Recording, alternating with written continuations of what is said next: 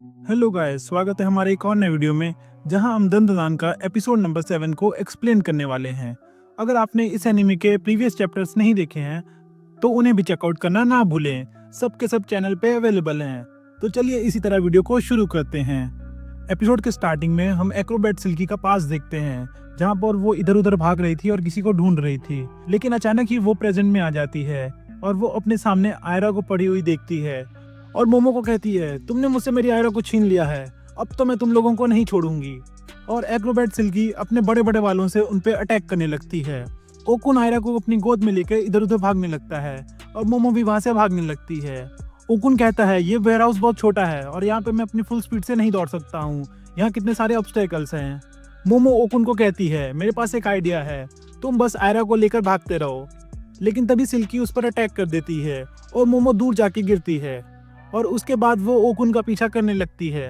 ओकुन आयरा को लेकर अपनी गोद में इधर उधर भागने लगता है, लेकिन सिल्की उसको भी मारकर गिरा देती है और आयरा के पास जाने लगती है। बोलती है, कोई बात नहीं, अगर तुम मुझे मम्मी नहीं बोलोगी तो मैं तुम्हें खा जाऊंगी और हम लोग दोनों एक हो जाएंगे। पर वो आयरा के पास नहीं जा पाती है क्योंकि यही तो मोमो का प्लान था। जब सिल्की इधर उधर भाग रही थी और अपने हेयर से अटैक कर रही थी तब उसके हेयर पूरे वेयरहाउस में फंस गए थे और वो अब आगे और नहीं जा सकती थी। लेकिन तभी सिल्की लात मार मार के वो सब ऑब्स्टेकल्स को तोड़ने लगती है जहाँ पर उसके बाल फंसे हुए थे। मोमो अपनी साइकिक पावर का यूज करती है और उसके दोनों पैर पकड़ लेती है और ओकुन से कहती है, मैं इसको ज्यादा देर तक पकड़ के नहीं रख सकती, तुम अपनी टर्बो ग्रैनी की पावर्स का यूज करो और उसको जाके मारो, लात मारो, घुसा मारो, जैसे ही मारो लेकिन उसे मारो। ओकुन कहता है, मैंने तो आज तक किसी को नहीं मारा, मैं कैसे उसे मार सकता हूँ। मोमो कहती है, क्या ये तुम अभी बता रहे हो, तुम उसे कैसे भी मारो, लात मारो, घुसा मारो, कुछ भी करो लेकिन उसे मारो। तभी सिल्की गुस्सा हो जाती है और अपने हेयर से मोमो पर अटैक करने लगती है, लेकिन ओकुन अपने मॉन्स्टर फॉर्म में आ जाता है और सिल्की को इतने जोर से मारता है कि वो वेयरहाउस तोड़ते हुए बाहर जाके गिरती है। मोमो ओकुन से कहती है, तुम्हारा फुल थ्रोटल तो बहुत मजेदार था, लेकिन ओकुन को ही पता था उसे कितना दर्द हो रहा है, उसका पूरा शरीर दर्द हो रहा था। टर्बो ग्रैनी तभी ओकुन के बैग से निकल कर कहती है, तुम मेरी पावर्स का यूज करके इतना ही कर पाए, कितने कमजोर हो तुम। मोमो अब टर्बो ग्रैनी से पूछती है, हम इसका क्या करें, क्या इसको साइको को दे दें। लेकिन टर्बो ग्रैनी कहती है, ये अब कुछ नहीं कर सकती, इसने मेरा अटैक खाया है तो ये अपनी पावर्स का भी कुछ देर यूज नहीं कर पाएगी।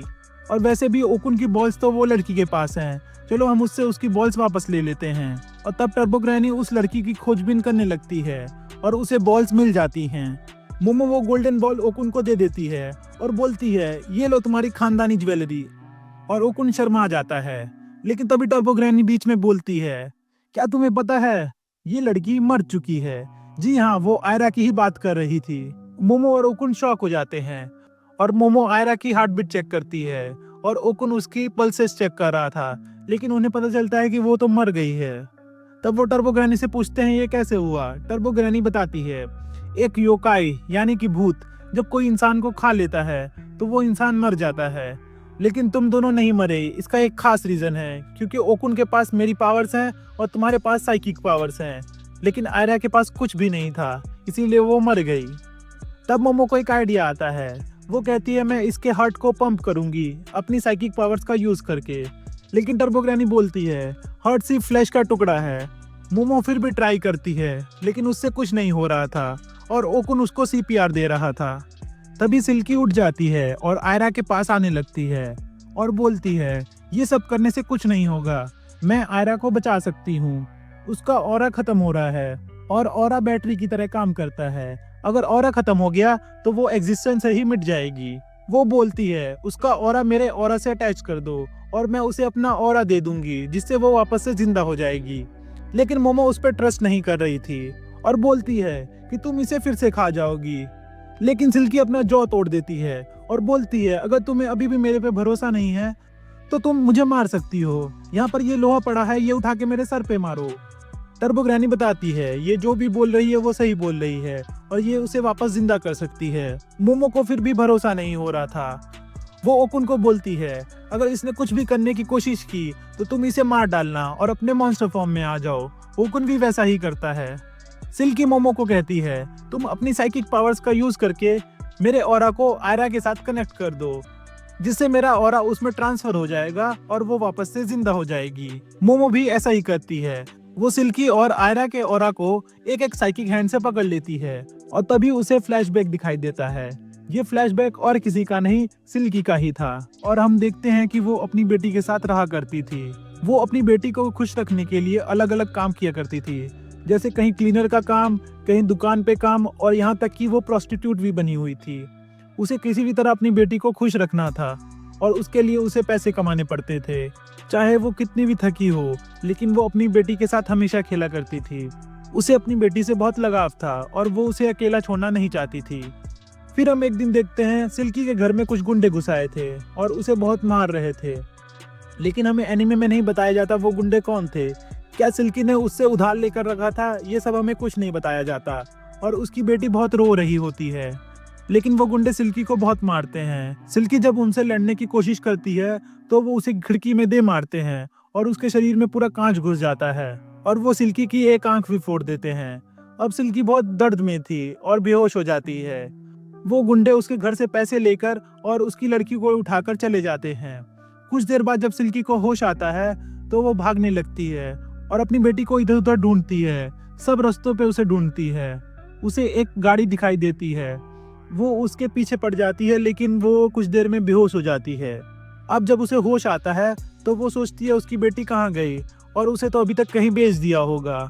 तो वो अपना आखिरी डांस दिखाते हुए एक छत से जाकर कूद जाती है और वो एक स्पिरिट बन जाती है। उसे स्पिरिट रूप में कुछ भी याद नहीं होता, लेकिन बस उसे इतना पता था कि उसने कुछ अपना खोया है। तभी हम आयरा का बचपन का रूप देखते हैं। वो सिल्की को आकर पकड़ लेती है और मॉमी कहती है। हमें पता चलता है कि आयरा की मॉम की डेथ उसके बचपन में ही हो गई थी और उसके पापा ने उसे ये बोला था कि तुम कुछ अच्छा करो तो उसकी मम्मी जब वापस आएंगी तो उसे बहुत प्राउड फील होगा। लेकिन आयरा ने जब से सिल्की को मॉमी बोला था तो वो उसे अपनी बेटी मान बैठी थी और वो बोलती है मैं हमेशा तुम्हारी रक्षा करूंगी।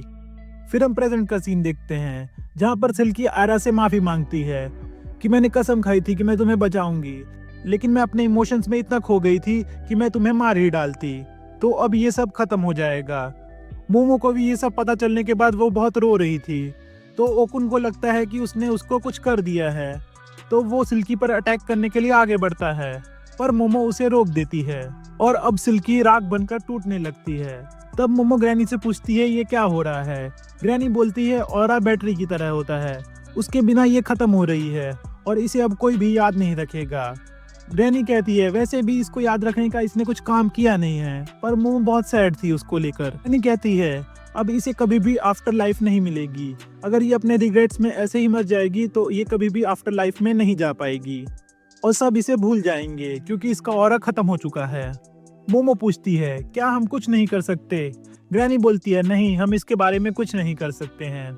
सिल्की अपने मन में सोचती है काश मैं अपनी बच्ची के साथ थोड़ी देर और खेल रही होती, थोड़े उसे और गिफ्ट दिला दिए होते, काश मैंने उसके लिए थोड़ा कुछ और कर लिया होता। पर वो लास्ट में कहती है काश तुम मेरी बेटी ना होती तो तुम्हें ये सब दुख नहीं देखने पड़ते। पर तभी आयरा आके उसे गले लगा लेती है और सिल्की को कहती है I love you so much mummy, मैं आपके साथ बहुत खुश थी। और ये सुनकर सिल्की बहुत खुश होती है और हमें लगता है कि उसे आफ्टर लाइफ मिल गई होगी क्योंकि उसके सारे रिग्रेट्स खत्म हो गए थे। और आयरा कहती है मैं आपको कभी नहीं भूलूंगी। ये एपिसोड यहीं पर खत्म होता है। इसके आगे स्टोरी में क्या होगा ये जानने के लिए चैनल पर बने रहें। अगली वीडियो का इंतजार जरूर करें। आपको अगर ये वीडियो थोड़ी सी भी पसंद आई है तो चैनल को सब्सक्राइब करें, वीडियो को लाइक करें और कमेंट सेक्शन में बताएं आपका फेवरेट पार्ट क्या था। मिलते हैं आपसे एक और नए वीडियो में, तब तक के लिए बाय बाय।